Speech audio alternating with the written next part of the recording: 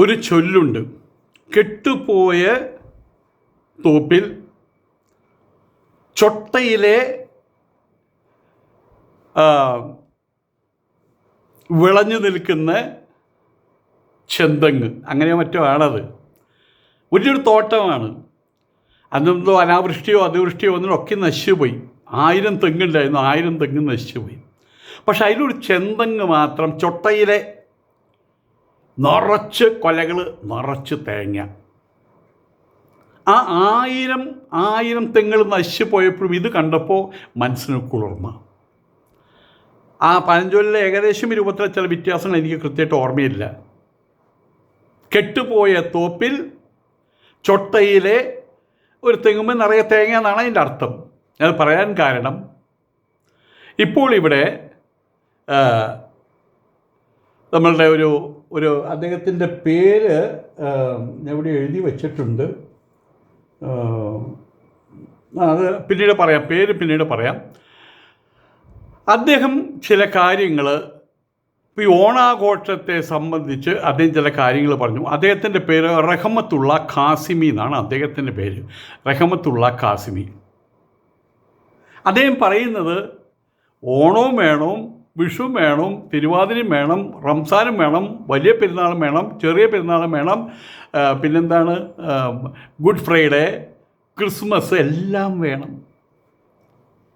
അത് ഇത് ഇവരുടെ അതെത്ര പ്രാകൃതമാണെന്നാണ് പറയുന്നത്.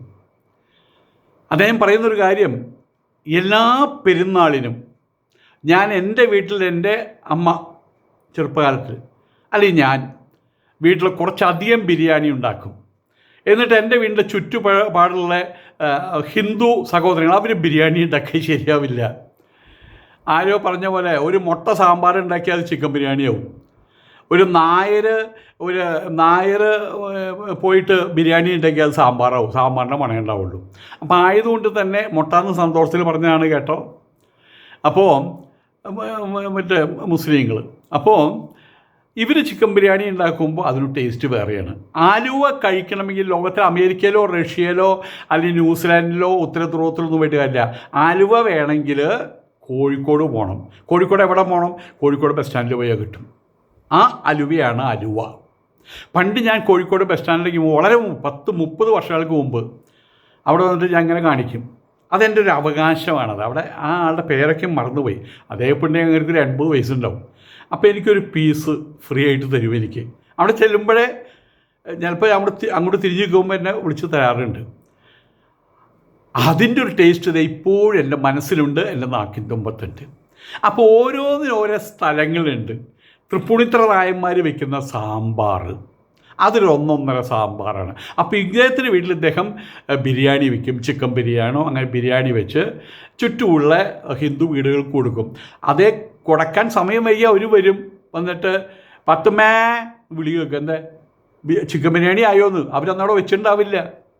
അത്ര ആ ഒരു എന്താ ഓതപ്രോതം എന്ന് പറയില്ലേ, ഈ മുണ്ടിൻ്റെ ഇഴകൾ കാണുമ്പോൾ ഒരു മുണ്ടാണ്, പക്ഷേ അത് ഇങ്ങനെയും ഉള്ള ഇഴകളെ കൊണ്ടാണ് സൃഷ്ടിച്ചിട്ടുള്ളത്. കണ്ടാൽ തോന്നില്ല.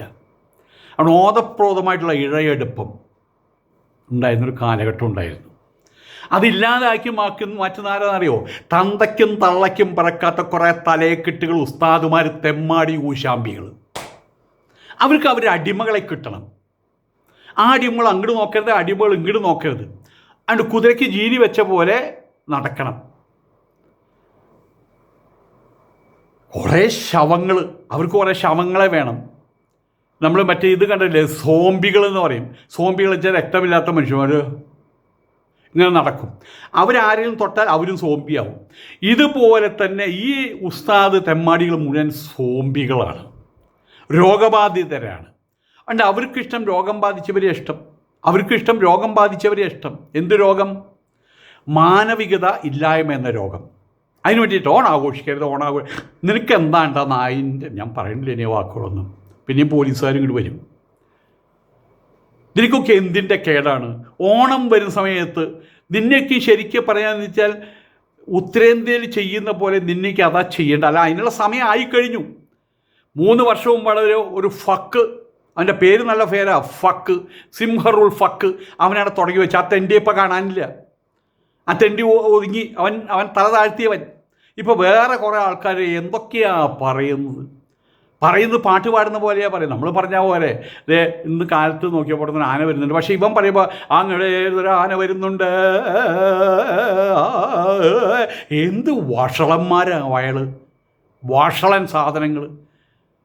ഇവന് നിനക്കെന്തിൻ്റെ കേടൻ്റെ ഓണത്തിൻ്റെ ഇത് പറഞ്ഞു കയറി. നീ ഒരു കാര്യം മനസ്സിലാക്കണം, എപ്പോഴെങ്കിലും ഇത്രയായിട്ട് പോലും ഏതെങ്കിലും ഒരു ഹിന്ദു, ഏതൊരു സന്യാസി, അല്ലെങ്കിൽ അത് ഹിന്ദു നേതാവ്, അല്ലെങ്കിൽ നമ്മുടെ ശശീര ടീച്ചർ, അല്ലെങ്കിൽ RV ബാബു, അവരാരെങ്കിലും എപ്പോഴെങ്കിലും റംസാൻ്റെ മേലെ വിരൽ ചൂണ്ടിയിട്ടുണ്ടോ? വലിയ പെരുന്നാളിൻ്റെ ചെറിയ പെരുന്നാളിൻ്റെ മേലെ ഒരു വിരൽ ചൂണ്ടിയിട്ടുണ്ടോ? അതാണ് അന്തസ്സ്, അതാണ് സഹിഷ്ണുത. അത് ഹിന്ദുക്കൾക്കുണ്ട്. നിങ്ങൾ ആ സമയമാവുന്ന സമയത്ത് നിങ്ങളുടെ ആളുകളെ, നിങ്ങളുടെ പെൺകുട്ടികളെ നിങ്ങളുടെ മുണ്ടിൻ്റെ കോന്തലയ്ക്ക് പിടിച്ച് കെട്ടാൻ പറ്റില്ലടാ ഇനിയത്. നിങ്ങളത് ആദ്യം മനസ്സിലാക്കുക. ആ കുട്ടികൾ അവിടെ ചാടിത്തുള്ളി രസിക്കുകയാണ്. ആരോ പറഞ്ഞു ഓണം കാണണമെങ്കിൽ മലപ്പുറത്ത് വരണം. ഞാൻ മുമ്പ് പറഞ്ഞ പോലെ അലുവ തിന്നണി കോഴിക്കോട് പോകണം, സാമ്പാർ കഴിക്കണി തൃപ്പൂണിത്തറ പോകണം എന്ന് പറഞ്ഞ പോലെ ഇപ്പോൾ ഓണം കാണണമെങ്കിൽ എവിടെ പോകണം? മലപ്പുറത്ത് കാണണം. മലപ്പുറത്ത് ഇങ്ങനെ നക്ഷത്രങ്ങളെ പോലെ തിളങ്ങുന്ന പെൺകുട്ടികൾ ആടുകയാണ്, പാടുകയാണ്. അവരൊന്നും മറന്നില്ല. അവരെ വാപ്പയുടെ പേര്, അയ്യോ ഞാനേ ഓണാഘോഷത്തിനിടയിൽ വാപ്പയുടെ പേരങ്ങോട്ട് മറന്നുപോയി എന്നവർ പറയൂ. അവരെ പൈതൃകം അവർ മറന്നിട്ടില്ല. ഞാൻ വിവാഹം കഴിച്ച് കുട്ടികളില്ലാത്ത ആളാണ്. ഞാൻ വിവാഹം കഴിച്ചാൽ എനിക്ക് മക്കളുമില്ല. പക്ഷേ ഈ കുട്ടികളെ വളരെ വരുമ്പോൾ എനിക്ക് തോന്നി എനിക്ക് 1000 മക്കൾ ആ കുട്ടികളുടെ പോലെ ഉണ്ടായിരുന്നെങ്കിലെന്ന്. അതിൽ നോക്കും ഇങ്ങനെ ആ നാടിൻ്റെ കുട്ടികളെ മുഖം നോക്കുമ്പോൾ ഇതിലേതാ നല്ല സൗന്ദര്യമുള്ള കുട്ടി? ഈ കുട്ടി. അപ്പോൾ ഈ കുട്ടിയോ? അല്ല ഈ കുട്ടിയെ ഏറ്റവും കൂടുതൽ സൗന്ദര്യമാണ്. അപ്പോൾ ആ കുട്ടിയോ? അതാണ് ഏറ്റവും കൂടുതൽ സൗന്ദര്യമുള്ളത്. സൗന്ദര്യം മുഖത്തല്ല, കോങ്കണ്ണിലുള്ളവർക്കും സൗന്ദര്യം ഉണ്ടാകും. സൗന്ദര്യം അകത്താ. എന്തൊരു തിമർപ്പ്, എന്തൊരു പവർഫുള്ളാണ്, എന്തൊരു പവർഫുൾ ഓണാണ് അവർക്കുള്ളത്. ആയതുകൊണ്ട് തന്നെ ഇദ്ദേഹം പറയുകയാണ്, അദ്ദേഹത്തിൻ്റെ പേര് ഞാൻ വീണ്ടും മറന്നുപോയി, നിങ്ങൾ മറ്റേ റഹ്മത്തുള്ള കാസ്മി അവർകൾ അദ്ദേഹം പറയുകയാണ് ഹിന്ദു സഹോദരങ്ങൾക്ക് അവർ കൊടുക്കാറുണ്ട്. തിരിച്ച് അവരെല്ലാ ഓണത്തിനും വിഷുവിനും ഞങ്ങൾക്ക് പായസം കൊണ്ടു തരാറുണ്ട്, സദ്യയിലെ വിഭവങ്ങളും അവർ കൊണ്ടുതരാറുണ്ട്, ഞങ്ങൾ സന്തോഷത്തോടുകൂടി കഴിക്കാറുണ്ട്. അങ്ങനെ പങ്കിട്ട് കഴിക്കുമ്പോൾ കിട്ടുന്നൊരു സന്തോഷം നമ്മൾ വെച്ച്, നമ്മൾ ഉണ്ടാക്കി, നമ്മൾ തന്നെ വിളമ്പി, നമ്മൾ തന്നെ കഴിച്ച്, നമ്മൾ തന്നെ പാത്രം കഴിക്കുമ്പോൾ ഉണ്ടാവില്ല. ഇപ്പം ഞാനൊക്കെ ഇവിടെ ഒറ്റയ്ക്ക് ഇരുന്ന് ചിലപ്പോൾ ആഹാരം ഞാൻ തന്നെ ഉണ്ടാക്കി ഞാൻ തന്നെ കഴിക്കുമ്പോൾ അതിൻ്റെ ഉദ്ദേശം എന്താ അറിയോ? അത് ക്ഷുത്പിമാസുകൾ, അതായത് വിശപ്പ് മാറ്റാനുള്ള ഒരു ഔഷധം മാത്രമാണ്. നേരെ മറിച്ച് ഒരാൾ കൂടിയുള്ള വല്ലപ്പോഴും എൻ്റെ ഒരു കൂട്ടുകാരുണ്ട്, അല്ലെങ്കിൽ വേറെ ആൾക്കാർ വരുമ്പോൾ അവർ കൂടി വിളമ്പി അപ്പം നിലത്തിരുന്നിട്ടാണ് കഴിക്കുക, മേശപ്പുറത്തിരുന്നല്ല. കഴിക്കുന്ന സമയത്ത് അതിനൊരു സുഖം വേറെയാണ്. അപ്പോൾ അറിയാതെ കുത്തി നിറയ്ക്കും, സാധാരണ കഴിക്കുന്നതിൻ്റെ ഇരട്ടി കഴിക്കും. അപ്പോൾ എല്ലാവരും പങ്കുവെച്ച് കഴിക്കുമ്പോൾ അതൊരു സുഖം വേറെയാണ്. ആ സുഖം ഈ തലയെക്കെട്ടത്തെ മടികൾക്ക് അറിയില്ല എന്നുള്ളതാണ്. നമ്മുടെ നാട്ടിലുള്ളത് മതങ്ങളുടെ ഡൈവേഴ്സിറ്റിയാണ്, വൈവിധ്യമാണ്. അല്ലാതെ മതങ്ങൾ തമ്മിലുള്ള ഡൈവേഴ്സിറ്റി അല്ല, എന്തായാലും പറയുക വൈവിധ്യങ്ങളാണുള്ളത്. അവർ തമ്മിലുള്ള ഭിന്നതകളല്ല ഉള്ളത്. നമ്മൾ സ്കൂളിൽ പഠിക്കുന്ന കാലഘട്ടത്തിൽ, കോളേജിൽ പഠിക്കുന്ന കാലത്തിൽ സിനിമ കാണാൻ പോകുമ്പോൾ, ഹോട്ടലുകളിൽ പോകുമ്പോൾ അപ്പുറത്തും ഇപ്പുറത്തിരുന്നല്ലേ കഴിക്കുക. സ്കൂളുകളിൽ ഒരേ ബെഞ്ചിലിരുന്ന് പഠിക്കുന്ന കുട്ടികൾ, അവർ പിന്നീടൊരു കാലഘട്ടം വരുന്ന സമയത്ത് നീ മുസ്ലിമാണ്, അവൾ ഹിന്ദുവാണ്. എനിക്കുണ്ടായൊരു സംഭവമാണ്. മണ്ണാർക്കാടുള്ള എൻ്റെ ഒരു സുഹൃത്ത്, അദ്ദേഹത്തിൻ്റെ മകനെ ഒരു RSSൻ്റെ സ്കൂളിൽ കൊണ്ട് ചേർത്തി. അത് RSSൻ്റെ ആൾക്കാർ വന്ന് പറഞ്ഞിട്ടാണ് അവിടെ ചേർത്തു. നമ്മൾ ഹിന്ദുക്കളെ ശരി അവിടെ ചേർത്തിയപ്പോൾ കുറേ പ്രാർത്ഥനകളും മറ്റു കാര്യങ്ങളും പഠിപ്പിക്കുമല്ലോ. 1 മാസം കഴിഞ്ഞ് വന്നിട്ട് പറയാണ്, അച്ഛാ ഈ മുസ്ലിങ്ങളൊക്കെ തീവ്രവാദികളാണല്ലേ എന്ന്. അപ്പം തന്നെ അതൊരു ബാങ്ക് ഉദ്യോഗസ്ഥനാണ്. അപ്പം തന്നെ അദ്ദേഹത്തിൻ്റെ കാറെടുത്ത് ആ മോനെയും കൊണ്ട് അവിടെ പോയിട്ട് പറഞ്ഞു, TC വേണമെന്ന് പറഞ്ഞു. അയ്യോ TCയോ? അവിടെ ഒരു നേരം എനിക്ക് അറിയണ്ടാവും TC വേണം. കുട്ടിയോട് ചോദിച്ച ചോദ്യം എന്താ അറിയോ? മുസ്ലിങ്ങളൊക്കെ തീവ്രവാദികളല്ലേ എന്ന്. അത് TC വേണം. TC വാങ്ങിച്ചു അദ്ദേഹം. അപ്പം അത് എവിടെയാണെങ്കിലും, ഹിന്ദുവിനകത്താണെങ്കിലും ക്രിസ്ത്യാനിയുടെ അകത്താണെങ്കിലും മുസ്ലിമിൻ്റെ അടുത്താണെങ്കിലും ഇങ്ങനത്തെ കുറേ ചവറ് സാധനങ്ങളുണ്ട്, എല്ലായിടത്തും ഉണ്ട്. കുട്ടികളെ വഴി തെറ്റിക്കുന്ന ആൾക്കാർ എല്ലായിടത്തും ഉണ്ട്. ഇവിടെയും അതുണ്ട്. ആ കൂട്ടത്തിനകത്താണ് പൂത്ത് നിൽക്കുന്ന ചൊട്ട ചെറിയ തൈയാണ്, അവിടെ പൂത്ത് നിൽക്കുകയാണ് റഹ്മത്തുള്ള കാസ്മി അവർകൾ. പറയാതിരിക്കാൻ വയ്യ. പിന്നെ കുറേ എണ്ണം ഉണ്ടല്ലോ.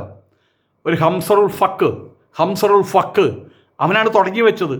അവൻ്റെ അമ്മയുടെ, അവൻ്റെ തന്തയുടെ, അവൻ്റെ തള്ളയുടെ, എത്ര തന്തയെന്നറിയില്ല, അവനാണ് ഡിപ്ലോമാറ്റിക്, അവൻ്റെ കോണത്തിൽ ഓണം തുടങ്ങി വെച്ചത്. ഇനിയിപ്പോൾ പിള്ളേരും കൂടെ അടി വാഞ്ചി കെട്ടുന്ന ഗതികേടിലാണ് നിൽക്കുന്നത്. പക്ഷെ പതയ്ക്കും പോയി. ഇവർ കുറേ തെണ്ടിപ്പിള്ളേർ മാത്രം കിടന്നിട്ട് കുരയ്ക്കും. പക്ഷെ ഇവിടെയുള്ള മുസ്ലിങ്ങളിൽ അതിഭൂരിഭാഗം അവരുടെ രീതിയിൽ അവർ ഓണം ആഘോഷിക്കുന്നുണ്ട്. ചിലരൊന്നും ആഘോഷിക്കുന്നുമില്ല. അവരത് മൈൻഡ് ചെയ്തിട്ടില്ല. ആരും എതിരും പറയുന്നില്ല. പക്ഷേ ഇത് ഒരു കൂട്ടം ആൾക്കാർ മാത്രമാണ് പേടിച്ച് വിറച്ച് തങ്ങളുടെ കൂട്ടത്തിലുള്ള ആൾക്കാർ വേർപിരിഞ്ഞു പോകുന്നുള്ള പേടി കൊണ്ട് ഓണത്തിനെ അധിക്ഷേപിക്കുന്നത്. ഏതായാലും ഒരു കാര്യം മനസ്സിലാക്കണം. ഇന്നിപ്പം കേരളത്തിൽ എവിടെയും കാണാത്ത ഒരു അന്തരീക്ഷമുണ്ട്. അന്തരീക്ഷം നഷ്ടപ്പെട്ടു പോയോ എന്നൊരു സംശയമുണ്ട് കേട്ടോ. മനുഷ്യന്മാർ തമ്മിലുള്ള ബന്ധം, മതങ്ങൾ തമ്മിലുള്ള ബന്ധമല്ല. മതങ്ങൾ തമ്മിൽ എന്തിനാ ബന്ധപ്പെടേണ്ട ആവശ്യം എന്തിരിക്കുന്നു? മതങ്ങൾ നിൽക്കുന്നത് ഇപ്പോൾ പുസ്തകങ്ങളിലാണ്, ജനങ്ങളിലല്ല. പുസ്തകങ്ങൾക്കകത്തുണ്ട്. ജനങ്ങളുടെ അകത്തെന്താ? ആ പുസ്തകത്തിൽ പറഞ്ഞ എന്തെങ്കിലും അവരുടെ മനസ്സിലുണ്ടോ? ഒന്നുമില്ല. ആയതുകൊണ്ട് തന്നെ മതസൗഹാർദ്ദം പറഞ്ഞാൽ ഒരു പുസ്തകവും മറ്റേ പുസ്തകവും അതിൻ്റെ പുസ്തകം കൂട്ടിക്കെട്ടിയ മതസൗഹൃദമായി. മനുഷ്യന്മാർ തമ്മിലുള്ള സൗഹൃദം ഇപ്പോൾ ഏതാണ്ട് കുറഞ്ഞ് വന്നുകൊണ്ടിരിക്കുകയാണ്. ആ ആത്മബന്ധം ഇന്നും കുറച്ചൊക്കെ നിലനിൽക്കുന്നത് നമ്മുടെ നാട്ടിലാണ്, നമ്മുടെ കേരളത്തിലാണ്. ഓണവും പെരുന്നാളും ക്രിസ്മസും എല്ലാം കാലാകാലങ്ങളായിട്ട് നമ്മൾ ഒരുമിച്ച് തന്നെയാണ് ആഘോഷിക്കാറുള്ളത്. കാരണം അതിൽ പ്രധാനപ്പെട്ടൊരു കാര്യം എന്താണെന്ന് വെച്ച് കഴിഞ്ഞാൽ, അപ്പുറത്തെ വീട്ടിൽ മുമ്പ് പറഞ്ഞ പോലെ പാത്തുമ്മ, ഇപ്പുറത്തെ വീട്ടിൽ പാറുക്കുട്ടി, അതിൻ്റെ അപ്പുറത്തെ വീട്ടിൽ മറ്റേ മറിയക്കുട്ടിയൊക്കെ താമസിക്കുന്നത്. അപ്പോൾ അവിടെ കുട്ടികൾ ബലൂണും പിടിച്ച് നക്ഷത്രവും പിടിച്ച് നല്ല ആഹാരം കഴിച്ച് നല്ല ഉടുപ്പിടുമ്പോൾ ഈ കുട്ടികൾക്ക് വല്ലതും അറിയില്ലോ. അപ്പോൾ ഇവരും ആഘോഷിക്കുന്നു. അല്ലാതെ ഒരു ഡിസ്ട്രിക്റ്റ് മുഴുവൻ മുസ്ലിങ്ങൾ, വേറെ ഡിസ്ട്രിക്റ്റ് മുഴുവൻ ഹിന്ദുക്കൾ, അവിടെ നടക്കുന്ന ആഘോഷം ഇവർക്കത് ഏൽക്കുന്നില്ല. പക്ഷെ നമ്മളിവിടെ ഒരുമിച്ചാണ് ജീവിക്കുന്നത്. ആയതുകൊണ്ട് തന്നെ ഇവിടെയുള്ള ആഘോഷ കാര്യങ്ങളൊക്കെ ഒരുമിച്ച് തന്നെ അത് നമ്മൾ ഏറ്റെടുക്കേണ്ടി വരികയാണ് വാസ്തവത്തിൽ. ഏതായാലും നമ്മൾ ഇതിനകത്ത് ഒരു കാര്യം ഞാൻ സൂചിപ്പിച്ച് വെച്ചിട്ടുണ്ട്. ഹിന്ദുക്കളും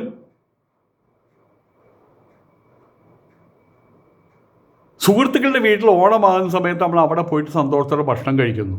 അതുപോലെ നമ്മുടെ വീട്ടിലെ പെരുന്നാളിന് അവരിങ്ങോട്ടും പങ്കുചേരുന്നു. ഇപ്പോഴും ഉണ്ട്. അതിൽ അരിശം പൂണ്ടിട്ട് യുവമാരി തലയെ കിട്ടായിരുന്നു പറയുന്നത്. ഇങ്ങനെയുള്ള നിർമ്മലമായിട്ടുള്ള സ്നേഹബന്ധങ്ങളെ ഇല്ലാതാക്കിയിട്ട് ആഘോഷങ്ങളിൽ പരസ്പരം ഭക്ഷണം പങ്കുവയ്ക്കാൻ പാടില്ല എന്നുള്ള വിലക്കുകൾ വരുന്നത് അടികിട്ടാത്തതിൻ്റെ പോരായ്മയാണ്. ഈ പറയുന്നവൻ അടികിട്ടാത്തതിൻ്റെ പോരായ്മ വാസ്തവത്തിൽ. അവൻ്റെയൊക്കെ എല്ലാ ദ്വാരങ്ങളിൽ കൂടിയും കുന്തം കയറ്റി വയ്ക്കുക വേണ്ടത്. അത് ഒരിക്കലും നമ്മുടെ പാരമ്പര്യമല്ല. അത് ഇവിടുത്തെ കുട്ടികൾ പ്രത്യേകിച്ച് പെൺകുട്ടികൾ നന്നായിട്ട് മനസ്സിലാക്കിയിട്ടുണ്ട്.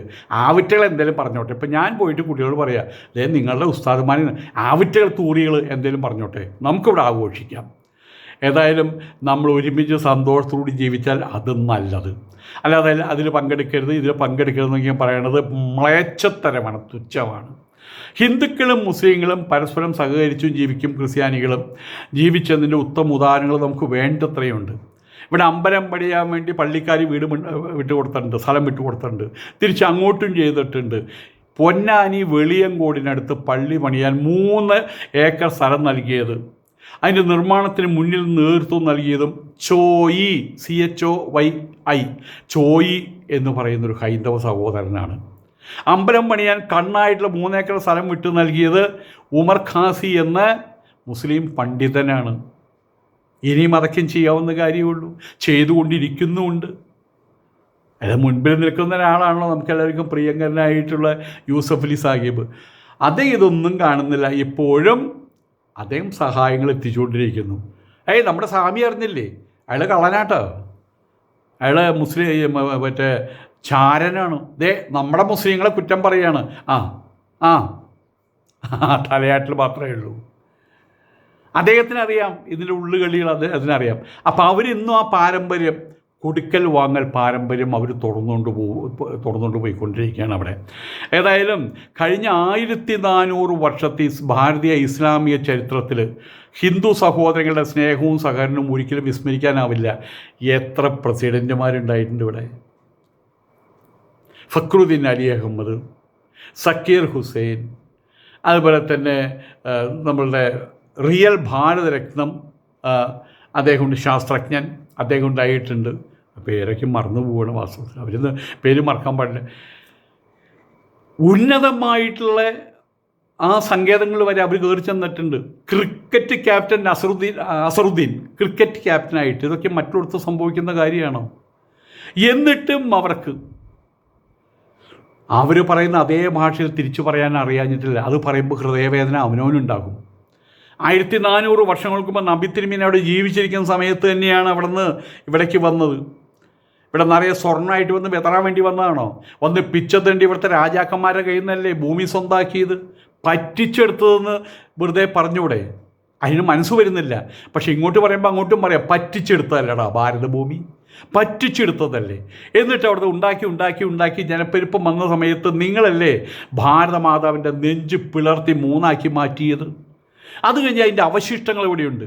അവരിപ്പോഴും ഇപ്പോൾ കണക്ക് പറഞ്ഞ് ഇവിടെ ജീവിക്കുകയാണ്. നിങ്ങൾക്ക് എന്ത് കണക്കാണ് പറയാനുള്ളത്? നിങ്ങളിവിടെ ജീവിക്കുന്നത് തന്നെ വാസ്തവത്തിൽ ഹിന്ദുവിൻ്റെ കാരുണ്യം കൊണ്ടല്ലേടാ.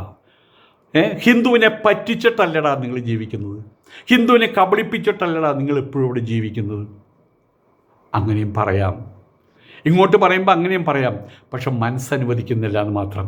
അത്രയും സുഹൃത്തുക്കൾ, നല്ല ആൾക്കാർ. അതുകൊണ്ട് തന്നെ 1400 വർഷം മുമ്പ് അതൊന്നും ആ കഥകൾക്കൊന്നും നമുക്കൊരു പ്രാധാന്യം കൊടുക്കാൻ പറ്റില്ല. പക്ഷേ ഇങ്ങനെയുള്ള തലകെട്ട് ദണ്ഡികൾ തങ്ങളുടെ കീഴാദികൾ അതൊക്കെ പഠിപ്പിച്ച് ഇങ്ങനെ ഛർദ്ദിക്കാൻ പഠിപ്പിക്കുന്നുണ്ട്. ഇന്നല്ലെങ്കിൽ നാളെ ഉത്തരേന്ത്യയിലെ നിങ്ങളുടെ ആൾക്കാർ ഛർദ്ദിച്ചത് വാരി തിന്ന പോലെ വാരി തിന്നേണ്ട ഗതിയായിട്ട് വരും കേട്ടാ. ഏതായാലും ഹിന്ദുക്കളുടെ ആത്മാർത്ഥമായിട്ടുള്ള പിന്തുണ ഉണ്ടായിരുന്നില്ലെങ്കിൽ ഇവിടെ മുസ്ലിങ്ങൾക്കൊരു പുൽക്കൊടി പോലും വളർത്താൻ കഴിയുമായിരുന്നില്ല. ഇന്ന് നാം കാണുന്ന പള്ളികൾ, മദ്രസകൾ, മറ്റ് സ്ഥാപനങ്ങൾ ഇരു സമുദായങ്ങളുടെയും പരസ്പര സഹകരണത്തിൻ്റെ പ്രതീകങ്ങളാണ്.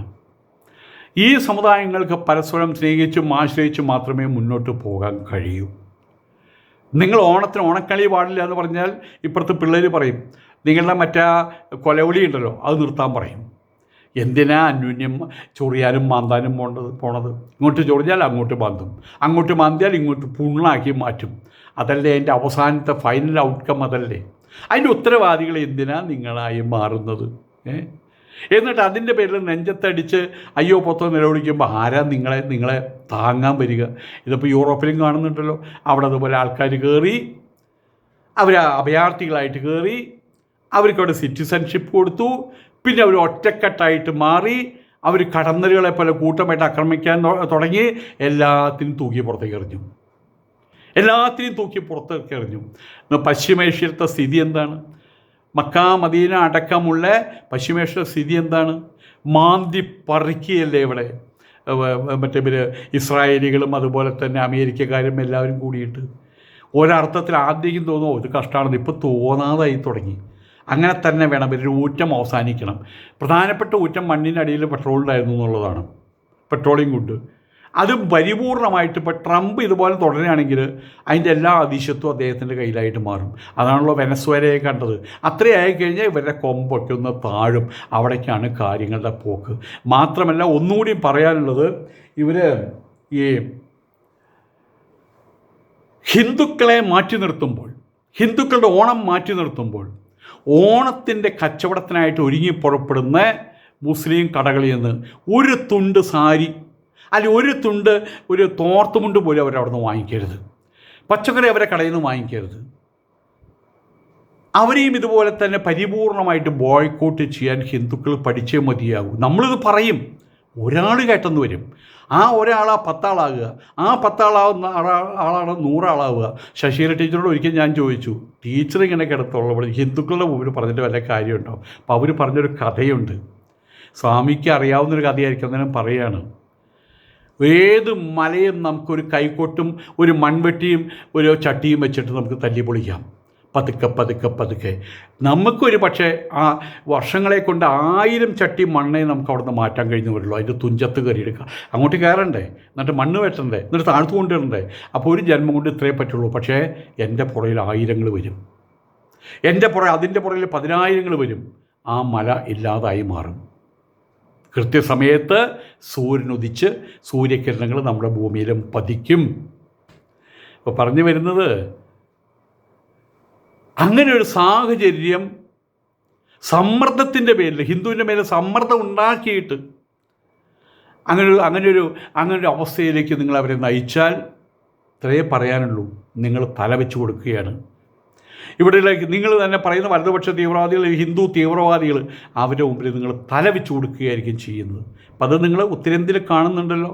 ഇപ്പോൾ കേരളത്തിലെ ദക്ഷിണേന്ത്യയിലും എസ്പെഷ്യലി കേരളത്തിലും അങ്ങനെ ഒരു അവസ്ഥ ഇല്ലാതിരിക്കുകയാണ്. പക്ഷേ നിങ്ങളിപ്പോൾ ചെയ്യുന്നത് നിങ്ങളുടെ പാവപ്പെട്ട അടിമ തൊഴിലാളികളെ, നിങ്ങളുടെ കീഴാദികളെ പിടിച്ചു കൊണ്ടുവന്ന് നിങ്ങൾ ഇവിടെയുള്ള ഹിന്ദുത്വ തീവ്രവാദികളുടെ മുമ്പിൽ തലവെച്ച് കൊടുക്കുകയാണ് ചെയ്യുന്നത്.